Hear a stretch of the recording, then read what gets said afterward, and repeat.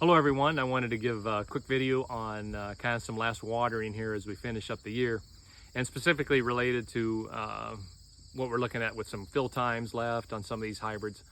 And this last water, the reason I keep talking about it all the time is it really is a critical thing, because these last weeks and maybe the next week, 10 days, 2 weeks, depending upon when stuff's planted, is where you get your goodie.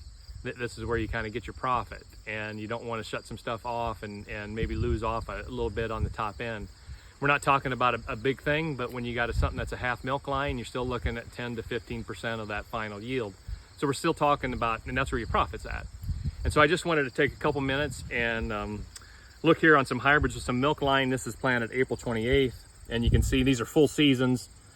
1278s on is this one, 1413, and then 1563, and you can see some of these are at a quarter milk line is all planted April 28th.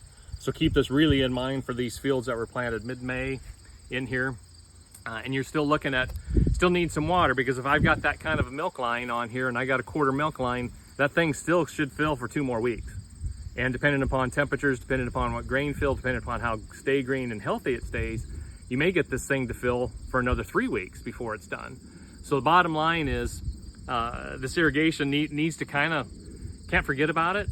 And even at this stage, if you had something that was a quarter milk line and you had a full profile, and there's no fields that are in the area, that heavy ground or sand that are a full profile, in my opinion, that would still barely be enough really to get it done, depending upon what temperatures and how long this thing filled. So you got to kind of keep that in mind.